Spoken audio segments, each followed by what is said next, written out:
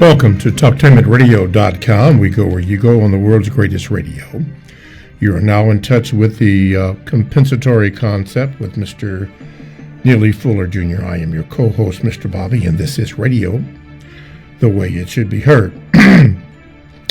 If you'd like to get in contact with the show, you can. Here are the numbers.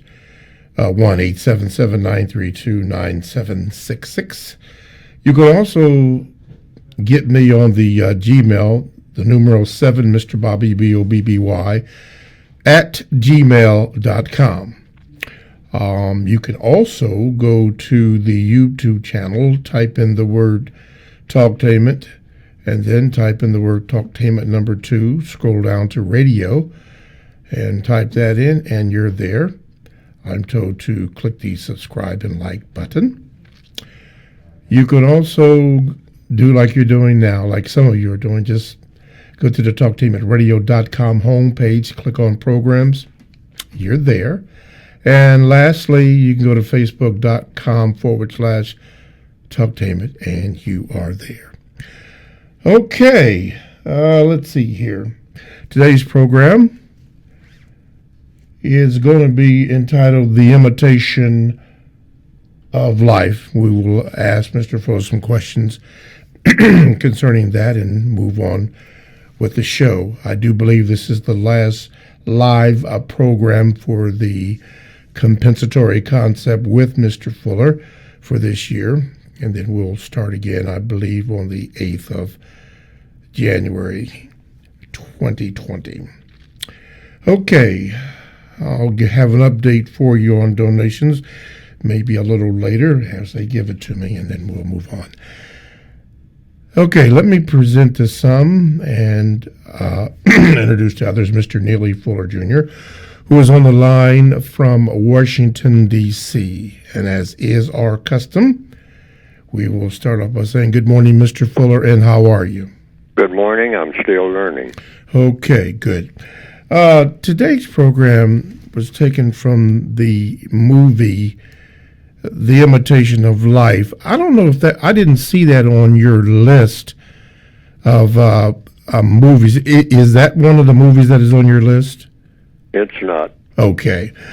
When you think about the movie, and I certainly use the term The Imitation of Life, keeping in mind that we are in confinement, what does that mean to you in regards to being in this confinement? Well, I think it was J.A. Rogers, a historian, who said, if I recall correctly, who said that when people are subject to another people, they have a great tendency to want to be like the subject, like the people that they are subject to. He said that's just a natural reaction. They want to, look like them. They want to act like them. Imitate everything that they do. I mean, stand back and look and see what they do, and then try to come up with an imitation of it, or if not duplicate it, even do whatever it is that they see them doing better. If the person is climbing a mountain, if you're subject to people who are mountain climbers, and you're born into a system where everybody just aspires to be a mountain climber, you'll want to be a mountain climber. Mm-hmm. So that's just it. And I think the movie's Imitation of Life, racially speaking, were that black people wanted to imitate white people, wanted to look like them, get in the mirror and see whatever you could do with yourself to look as close as you possibly can to what they look like, and reject everything that has to do with what you look like, because you are now a prisoner, a captive, a slave, and you're considered to be nothing. And nobody wants to be considered to be nothing.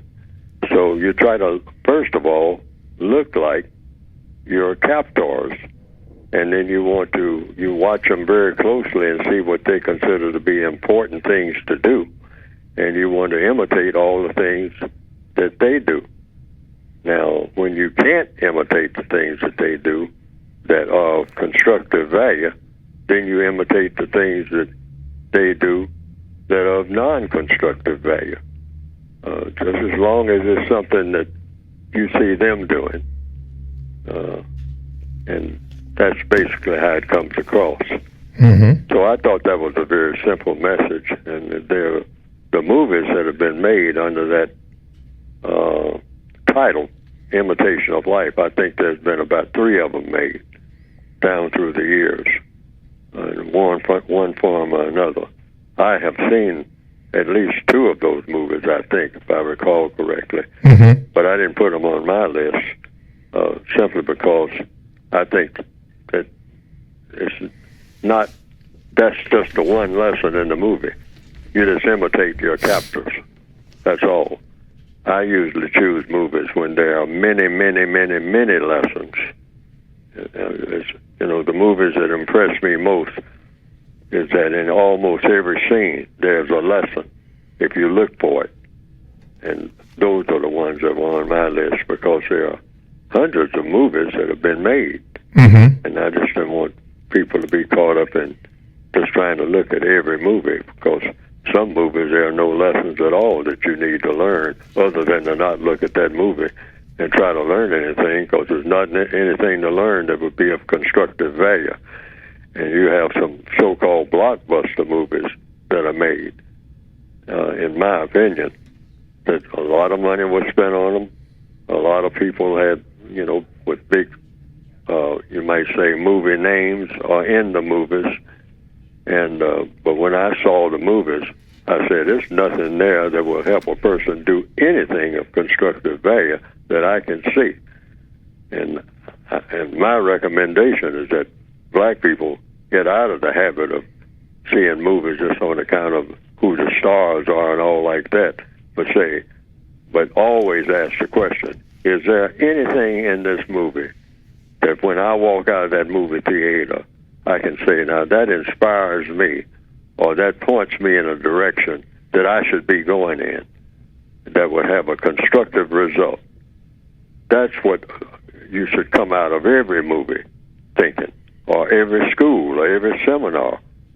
Is there anything that I got out of this that if I take it seriously and, scene by scene, is there any scenes in there that if I think about them, I'm inspired, or I've been given information of which direction to go in my own existence. Our entertainment should be always educational, always, any type of entertainment that we partake in. If it's not educational, meaning constructive education, so lots of things you can learn. Education is just learning. So try to learn everything that may be of constructive value. But Imitation of Life, the movies that I have seen, they do have that one lesson in it that you should think about and say that, no, you don't just try to copy everything that you see other people do. That's one major lesson. You don't want to be a slave owner, all right? You don't want to take people into captivity and have them trying to look like you when they naturally don't look like you. So you don't want to spread that type of thing. But that is the basic lesson of the movie in answer to your question. Okay. Imitation of Life. Okay. Now, at the time, and now I didn't know that there were at least, I think you mentioned 3 movies named Imitation of Life. I've only seen the one movie, The Imitation of Life. And the one I'm thinking about had I think it was a black maid. Hello? Yes. Yeah, okay. Had a black maid in it that she was befriended by a white lady who was, I guess, in the movies or whatever, and began to advance. But at the time of that movie, the impact of seeing a black person on the screen as you were coming up, it had to be, or was it a significant thing? Always. Anytime black people were in the movies, when I was back in the 1940s and early 50s, you very seldom saw black people in a movie. other than as servants or background. And in most movies, you didn't even have black people on a city street. I mean, you would pan the camera, and whatever the scene was supposed to be about, if it's New York City or Chicago or whatever city it was supposed to be in, you didn't see black people at all, even as extras. You didn't see a black person pushing a buggy or anything, unless it was sort of like in a slave-type setting. But just in an average modern movie, you can look at some of the old, what you call black and white movies that were made in the 1940s. They didn't even hire black extras to even show up on a city street. And if we saw one in the background somewhere, I mean, we would go to see the movie just to see that black person back there. Just, happen to be just walking down the street. I mean, at least they had some black people in it, because we didn't see ourselves anywhere. Mm-hmm. It was like we didn't exist on the screen, like we didn't exist in the entire world, mm-hmm. except as servants in some palatial mansion or something like that, or someone who's doing yard work, something menial. You might see train stations, you would see black porters. Yes. On the screen. Yeah, you would always see that. Okay, now. I was the boss. Mm-hmm. Right. Okay, now, with what you just said, with that being said, black people not in movies a whole lot. Was that the real imitation of life as seen through the eyes of the white supremacist? Well, through the eyes of the white supremacists, black people were only supposed to be visible if they were in a servile capacity. Okay. They were not supposed to be visible at all in any other capacity. They're not supposed to show up at all. I mean, that was almost like a religious requirement. You don't ever show a black person as being anything other than something like a mule or a monkey, as some type of animal, something in the background. I mean, a piece of furniture, just standing there. I mean, staring in space. That's black people are not. You don't include them in anything that has to do with people who are serious about life. And, that's why they call the movie, I guess, Imitation of Life, because if you're talking about real life, you're talking about white people. Yes. Because black people don't have real lives. I mean, they're just something that's just kind of scraps in the way. Just, like, an old dead tree trunk that you pass that's fallen over. I mean, you see it, but you don't see it because it's not significant. Yes. Okay. Now, with what you just said, what do you think, in your opinion, was that the imitation of life in the in confinement? They were trying. In other words, do you think that was the message that the white supremacists were sending to black folk? Yes, apparently the movies were made based on the premise that, take a look at black people and really, it's sad, but it's pitiful that if you take a look at some of them who want to, what they call, get ahead, and some of them with a little bit of ambition of being somebody, I mean, well, the somebody would have to be modeled after some white person. Yes. Because there was no white people to model, no black people to model anything after. Who wants to imitate a black person doing anything? I mean, heaven forbid. You don't want to act like those things called black people. You definitely didn't want to do that. So the only criteria for imitating anything would be, first of all, somebody who's white. Yes. That's the basic message. I mean, that, and something to think about. Now, the purpose, the white supremacists, in my opinion, their reason for making the movie was just to have white people look at things from a black perspective, but they also, I guess, knew that black people would have their perspective on it, whatever that would mean. And at the time that I saw the movie, I tended to believe that the average white person looking at that movie would say this movie has the potential of being poisonous because it would give black people ideas about thinking about race seriously. And see, black people were not supposed to think about race seriously at all. Mm-hmm. We're just supposed to do what we're told, and don't think about not only race, don't think about anything except shining some shoes and doing a buck dance. Okay.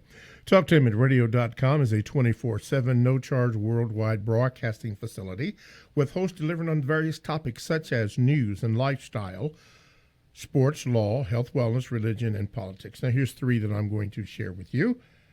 Your Time to Travel with Ricky Tice, All in Our Family, and Wiggins World of Wellness.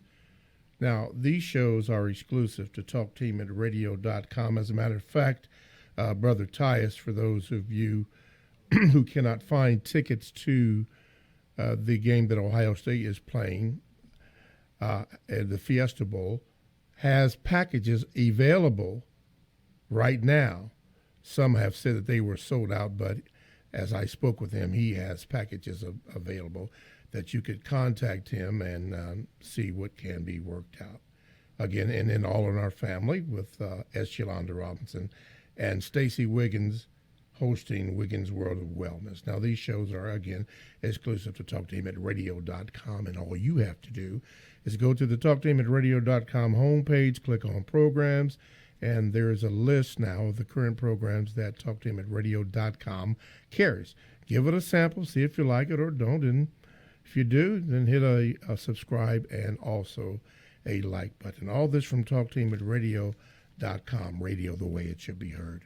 My name is Mr. Bobby. I am the co-host on the Compensatory Concept with Mr. Neely Fuller Jr., and we are discussing the imitation of life, in particular the movie, but the images of life as we are in confinement. And we have Mr. Fuller speaking about that. 1-877-932-9766 is the number, or you can Gmail me at 7mrbobby@gmail.com. Mr. Fuller, with regards to what is going on currently worldwide and in this concept called the United States, seeing all that and the messages that are being sent out, whether they're in the so-called black community or what is going on in your city right now, I believe the impeachment of the President of the United States. What is the message being sent? A true imitation of life as we know it, or is it some kind of conspiracy or things that are not being said or the truth not being exposed?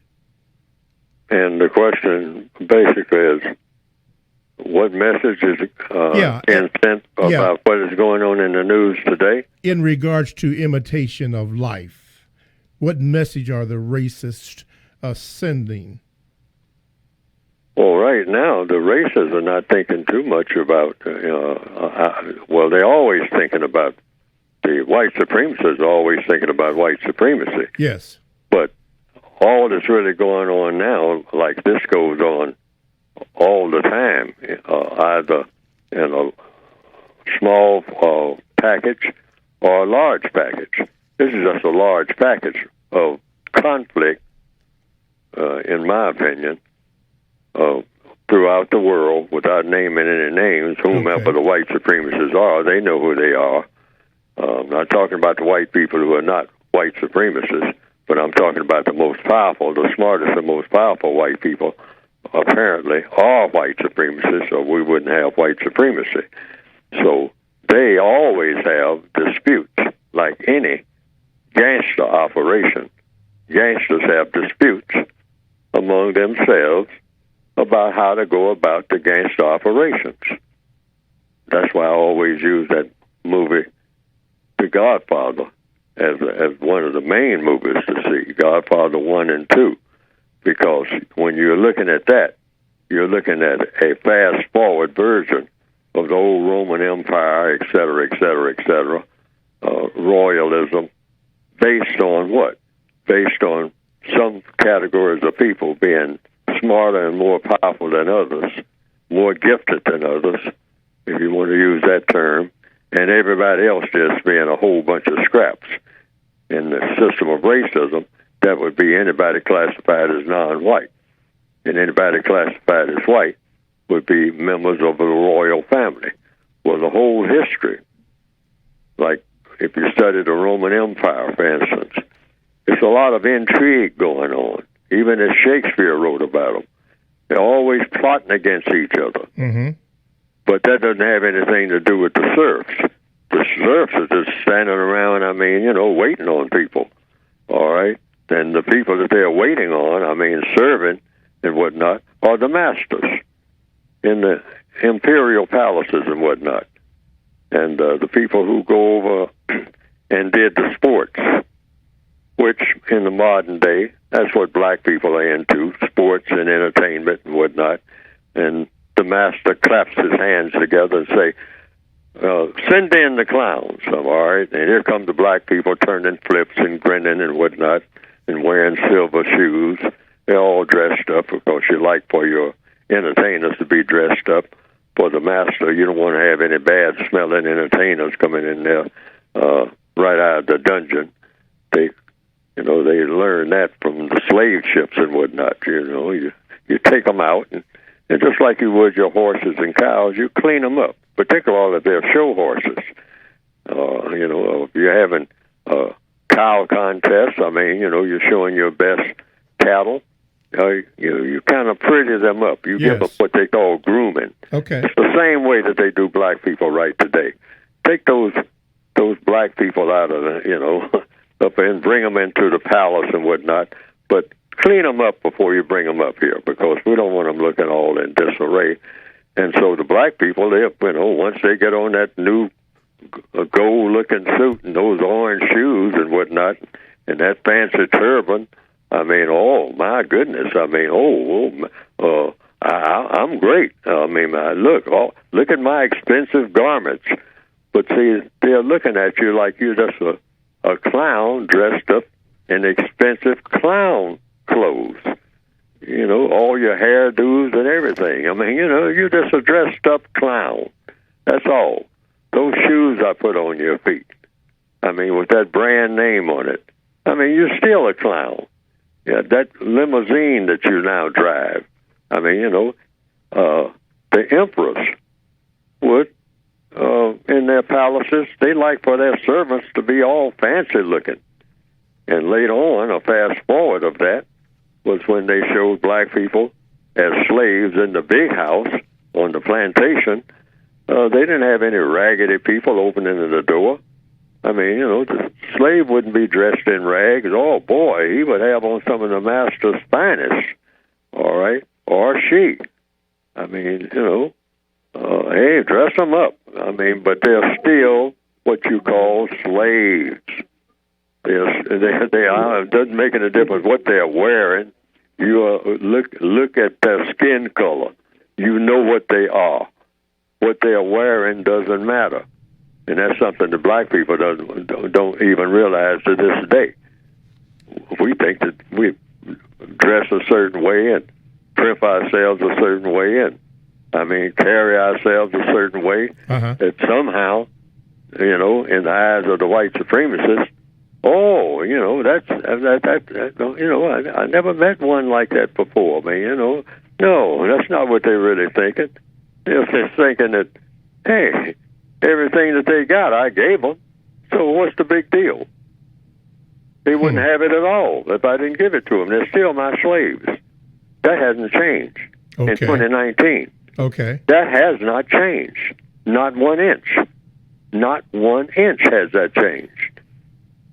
Your uniform, your prison uniform is your black skin. Yes. You are a prisoner of war, regardless of what your so-called status is on paper or when you strut down the street, or when you ride around in a pristine the latest 2025 Rolls Royce. Okay. They take a look at the Rolls Royce and say, a fine car. And then they take a look at what's in it, and they say, driven by a monkey. Okay. Mr. Fuller, would that change what you just stated? Would that change if the black people had ownership in, let's say, a NFL franchise? Would that change? No. Why? It only changes if we're no longer subject to the system of white supremacy. That's it.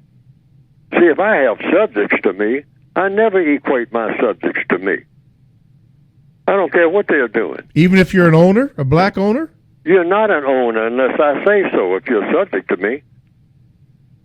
See, black people don't own anything. Black people, people talk about Tulsa and Wall Street and whatnot. They didn't own that. The white supremacists told them they owned it. And if anybody who can tell you what you own also owns you. We got to understand that. You don't own anything if somebody owns you. Talk about, this is my woman, my family. We got to get out of that. That's not true anywhere on the planet in 2019. That's not true anywhere on the planet if you have a black skin, if you are classified as non-white. You're all subject to the system of white supremacy regardless of what you do or how you think or how you act. So then, if that is true, then in the prison system, they allow them to own their businesses, establish whatever businesses, churches, schools, and so forth in Greenwood, which is a suburb of Tulsa. Then the question would be, if they allow them to do that, then why did they bomb it? Why did who bother what? Why did the white supremacists bomb Tulsa and kill all those black folks and destroy all those businesses? Oh, because they decided to. That's all. They made a decision. Why? You said ask question. Why did they do that? Why did they want to do that if they allowed them to establish that? Well, it goes back to the fundamental, like I said. The white supremacists allowed Sam, the slave, to strut around in fancy clothes in the big house because the white supremacists, like in the imperial palaces of ancient Rome, could say, look at how wealthy I am because I can afford to make my slaves ride around in golden chariots. I can afford that. See, it always embellishes the master. Mm-hmm. It doesn't embellish the slave at all, but the slave thinks that the slave is being embellished because the slave is looking at it and say, oh, look at what I got. Okay. I mean, look at, oh, boy. I mean, And you can get in contact with the show by calling 1-877-932-9766, or you can Gmail me at the numero 7, Mr. Bobby at gmail.com. Mr. Fuller, before we get the question from Jane Lance, you mentioned the term, or I believe it's a song by the name, Send in the Clowns. I believe when I first heard it, I think Frank Sinatra sang it. The meaning that you gave prior, before you had mentioned that, is that what that means, sending in the clowns, in regards to black folk performing for the white racist? No, I don't. I'm not that familiar with the play that song was included in, and so I would have to know the context of the entire play, or actually see the play, or if there was a movie. I mean, whatever. I don't know the name. Can't recall the name of the play where that song became associated with. Okay. The play first, and then a movie. I understand. Okay. I haven't seen the play or the movie, so I don't know that context. But I just took that line out because that's what the Roman emperors used to do. Sometimes just clap their hands and say, "Okay, it's clown time." All right, more or less. Or in the old English castles, the royalty, they would say, "Send in the court jesters." Yes. Who were white at that time. And the jester would come in with a hat on that had a lot of bells on it, and balls. right, Yeah. right, and they'd sometimes bring in a bunch of elves, people who had been what they call dwarfs. Okay.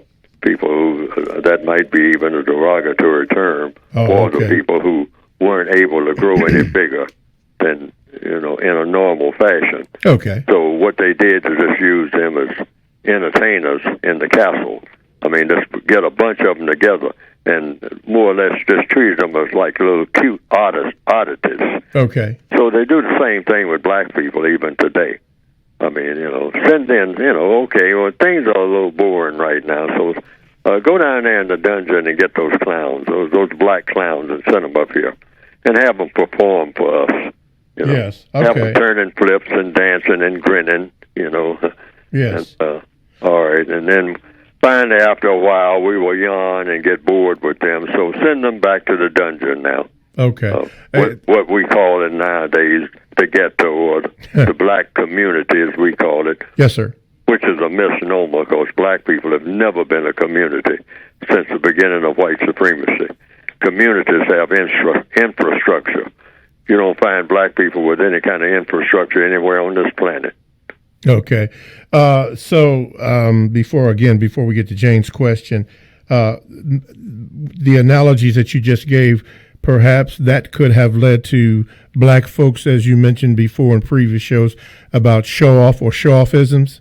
Oh, definitely. And that's why black people, our whole thing is showing off. We don't have a culture.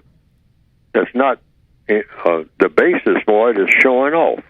We want to show off everything. That's what we wake up thinking about. That's when we're on our job. Our jobs are wearing us out if we have one. But the whole time we're thinking, I'll sure be glad when the time passes when I can get out of here, all right? Get out of here and do what? And do what, yes. Show off to other black people. That's what we look forward to if we tell the truth. And we have to dump that culture. Okay. That culture is killing us. Yes, sir. When our ambitions yes, sir. do not go any further than doing everything that we can possibly do. Making plans. That's the only thing that we really plan for, what you might call going beyond 1 or 2 years. Yes, sir. All right. Is how can I do something that's going to show off to other black people in such a way that I can keep other black people's attention? Yes, sir. That's why our drive-by shootings is all about not so much that we are that angry at somebody. We're really not. All that gang banging and whatnot, we're not really angry. We're showing off. See what I mean? Why? Yes, sir. Because, hey, we're imitating the big-time white gangsters. Yes, That's sir. what they do. They drive up and down the street, shoot them guns, man. They shooting them guns. You see somebody fall down when you shoot them guns, man. You got them dark shades on, You shoot from that back window. You see, you see him fall down, man. You see that one on the end. You see the way he fell when I popped him. Yeah. Oh boy, The invitation. This is 2019. Yes, sir. But that is the core of what you call black culture. And then we look around at the rest of the world and say, why don't they like us? What is it to like? We've got to be honest about that. Yes. What is it about us for anybody who is reasonably sober to like? Wow. That gives credence to. We don't even like us. Justifiably so. Yes, sir. That gives credence to the image that is in my mind. I've always heard of Big Willie. You know what I mean? Big Willie. What you just said with the dark shades on, and he was supposed to be some icon in the community. Big Willie. Okay. Whatever. Okay. Now, here's a question from Jane Lance. She's talking about Yaffa Bay, Yaffabay. She said believes that the English language is the bastard language of Latin, French, and German, created by European wizards to cast spells on English speakers. Before the English language was created, Anglo-Saxons spoke Welsh and Gaelic. For example, in order in which we learn our vowels A, E, I, O, and U is allegedly a spell declaring allegiance to Austria. Figures of speech such like to die for and sick and tired are examples of speaking death and destruction over oneself. Mr. Fuller has spoken numerous times about the importance of words and their definition. Dr. Bay believes the word black is a spell that translates into, quote, be lack, end of quote. This is interesting because in most other languages, the word for black looks similar, such as Negro in Spanish, Noir in French, and Negros in Latin. Mr. Fuller has even explained that so-called black people are not actually black, but different hues of brown, and sometimes as, quote, fair, end of quote, as whites. Mr. Fuller, question. If her theory is true, what do you think we should call ourselves? Brown people? Mulated people? Descendants of stolen Africans? Or people of African origin? Thank you for taking the time to answer my question. Well, as far as color is concerned, we are black because that's what the white supremacists say we are. Okay, so we can accept that. There's no problem there. The problem is being victims of white supremacy. There's no problem within the way anybody looks. You look the way you look because that's the way a creator made you to look. So that's a done deal. That has nothing to do with anything except that you are here on this planet, and whatever you look like, the Creator made a decision. The Creator of you made you look the way that you look. For whatever reason the Creator had for making you look that way. So it's neither up or down or sideways or nothing like that. It's just what it is. It's truth. Truth. It's truth. Now, what people do about the truth, that's where the problems come from. And the white supremacists say, you are not white. So anything, any argument other than that, I mean, there's no argument at all with them. No discussion, no conversation. You're not white. You're not white because I say so. Okay. And so I say whether you're white or not because I have an agenda. You dark-skinned people don't have no agenda except showing off to each other. But my agenda is to see to it that you people of color, wherever you are on this planet, do what I say. That's my agenda. That is the most powerful agenda that the world has ever seen. Okay. That's why the people of color are all subject to the system of white supremacy, because they are very well focused on their agenda. Okay. And the people of color are not focused on much of anything except just a little of this and a little of that, and just whatever happens to come down the road. All right. Mr. Fuller, this is the time we usually have to talk about your book, but I forgot that we have a caller on the line. So what would you like to do first, talk about your book or the caller? I'll take the caller. Okay. Caller, go ahead. You're on with Mr. Neely Fuller, Jr. Go ahead, please. Hi, can I be heard? Yes, sir. Yes, Mr. Fuller. My name is Brandon, and I'm still learning, and I'm calling from the concept called Atlanta, Georgia. And my question to you is, well, first, I've heard you say in past episodes, in one of the past episodes, that by the time a young white male is approximately the age 15, they are full aware of the do's and don'ts of the quote unquote white code. So my question, Mr. Fuller, is: does a white person, following the quote unquote white code, does that make a white person a racist? Yes. Yes, that's my question. That's the answer. Yes.